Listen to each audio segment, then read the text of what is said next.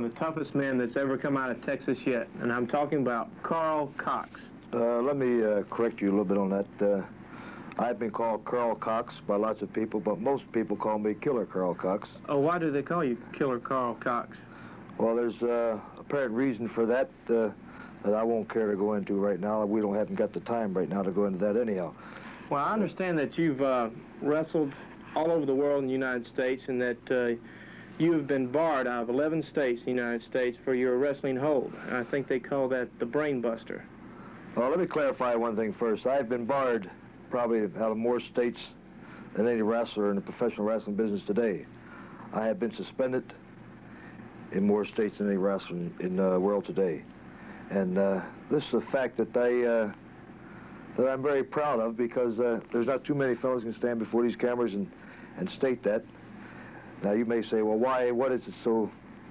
Why are you so proud? Yes, why am I proud to be barred out of states? Because I know that from every state I get barred from, I'm going to put a fear in someone's heart. Fears like guys like Johnny Weaver and Jerry Briscoe and Thunderbolt Patterson, the guys like that. They've all heard of my reputation. They've heard about the Brain Buster. They've heard about my reputation in general. Well, I understand, too, that you've been barred out of New Zealand and Australia. Yes, that's true, too. I've just been barred out of Australia and New Zealand, in fact, all of Asia. So you're going to be hearing a lot about Killer Karl Kox in this part of the country, and you are going to be witness to Brain Buster. What is the Brain Buster? We'll go on that at a later date, too, okay? All right. Just hang around. You'll be watching. You'll be seeing guys get dropped on their head and be carried out of the ring. So it's that devastating. It's that devastating. Probably the most devastating hold of wrestling today. Well, thank you, Mr. Kox. Ladies and gentlemen, I think you're going to see a lot of this man and a lot of his brain buster. Remember, this is Karl Kox. Killer Karl Kox. Of the day. Here on Big Time Wrestling, we go right to the ring for the proper introduction. Introducing from Troy, Ohio, weighing in today at 223 pounds, Junior Paderewski. His opponent today on Big Time Wrestling, ladies and gentlemen, from Omaha, Nebraska, weighing in at 251 pounds, Killer Karl Kox.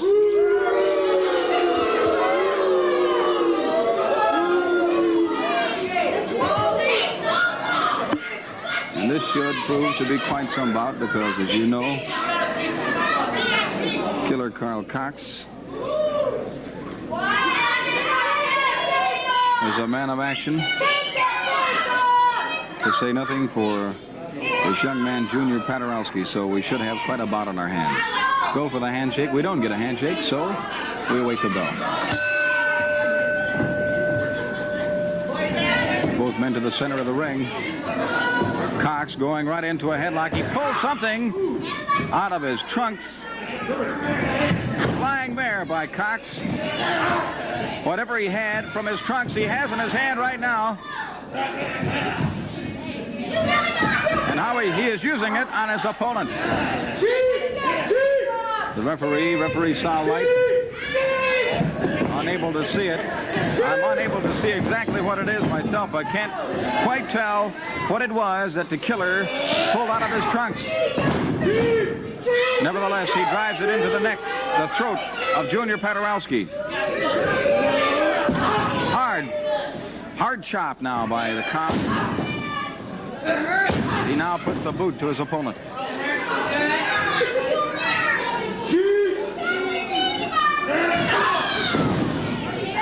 Kox with a taped right hand puts a big punch on Paderewski. Now he grabs him by the hair, and he's reached into his trunks once again. Whatever he had hidden inside his trunks, he uses to punch it to the throat of Paderewski. Flying mare. Kox putting that knee into the chest, goes for the press. A 2 count, and he pulls his opponent from the mat.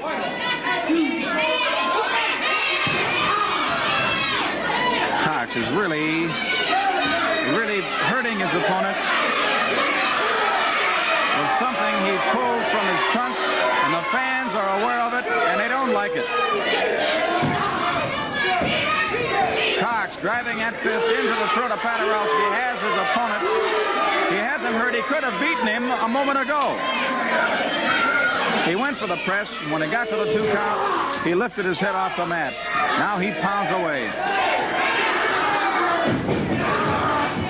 Living up to his name every step of the way, the killer, Karl Kox. And he puts that fist and whatever it is in his trunks into the throat of Paderewski again, and this young man is really hurt. Now Kox is outside the ring. Paderewski has a moment here to recover if he can catch his breath.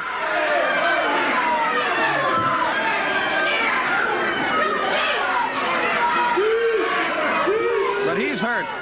He has this young man in trouble. There he goes again, driving it into the throat of his opponent. And Kox steps out of the ring once more. Kox explaining to the referee that he used his forearm, not his fist. Arm whip into the ropes. Off the ropes comes Paderewski. Elbow into the chest. He's down. Kox going for that guillotine chop. He goes for the body count. 1, 2, 3, and it's all over.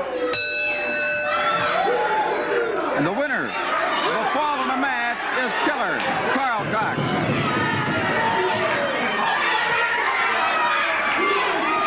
Zero.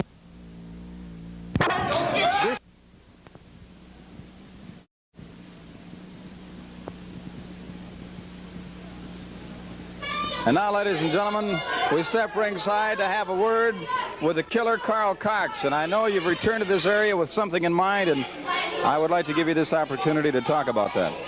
First of all, I would like to say that I'm very sorry, I feel very sorry for the people that live in this part of the United States. It's a darn shame that they got to live under constant fear. Every morning, every night, they go to bed, they live in constant fear. They wake up in the morning, they live in constant fear. It's an outright shame. Now, they should move down to some part of the country where they see a little sunshine. Up here, they wake up, they're afraid they're going to wake up in the morning and see the sunshine, some bright day, and they're all going to go blind. Now, that's a fact. So let me say this before I leave here. I got a little bit of time. Before I leave, I would like to say that I'm sure you have heard of my reputation around here, and you are going to hear more of it. I am here to stay, so get used to me. Don't go sending any letters. Just save your money, save on the stamps. Just come out, just watch. The main thing that I'm here for is the United States champion. You're after the Sheik, the U.S. heavyweight champion, in other words. Is that right? That may be correct. You know, I have wrestled all over the world. I just come back from a very successful tour in Japan, in Australia, in the Middle East, Hawaii, and I've heard so much about how the Sheik is going around beating everybody, hitting them with the fire and everything. I would like to say this. The Sheik had hit me with the fire one time a few months ago, put me out of action for about 6 weeks. I thought I was going to leave the sight in this eye. Now, everybody thought I'd forgotten about that. I'm sure Mr. Sheik has thought I'd forgotten about it, but I haven't forgotten about it. I am here. I am here to wrestle the Sheik. If he can get enough guts and enough money together to come out and challenge me anytime, any place, I will be here, and I haven't forgotten this guy. I'm glad you come out here. The what? The Weasel, he's called. That's a matter of opinion. I can say a few things, but they will cut this thing right off the air right away. So if he's a weasel to you, he's a little bit lower than a weasel to me. You amaze me. What he is on the bottom of the ocean. What you amaze me, Cox. I'm not with you. You've got more guts than brains. You were in the hospital once as a result of what the Sheik did to you. Now, if you had a brain in your head, you'd run in the opposite direction away from him. You're back here now to stay. You want to stay in the hospital permanently? You want both eyes out? Let me tell you this. Now, I'm going to be very nice to you. I am not going to wrap you in your mouth, which a lot of people like to see me do, because I don't want to dirty my hands on you. Now, just let me say this. And you carry this back to the United States champion. You and him both and everyone else think that I've forgotten about him hitting me in the face with the fire. I haven't forgotten that, pal. I won't forget it. So when the time comes, you tell Miss, come here, I'm not going to hurt you. No, I'm not going to, just come here. Because I want you to hear this. You tell the Mr. United States heavyweight champion this.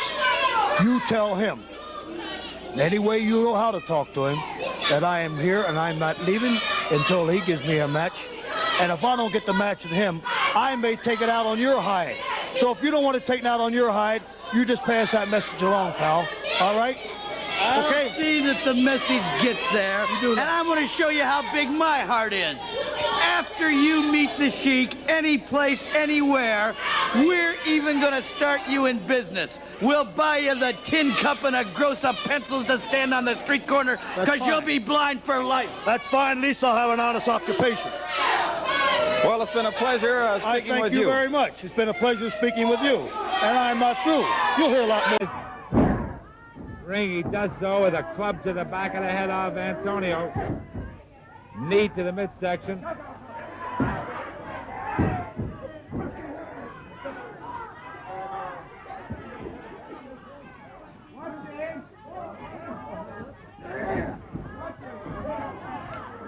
And Antonio is taking a terrific beating here. Broke. Oh boy, look at this Antonio Pugliese. He took over on Killer Karl in a big way. 1, 2, a 3 count. He throws a smash to the midsection, a kick to the midsection, an elbow to the throat. And Pugliese definitely in trouble now. In comes the spoiler.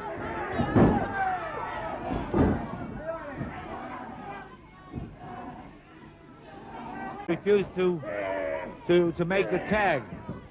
You probably heard Gary Hart shouting, "Don't tag him."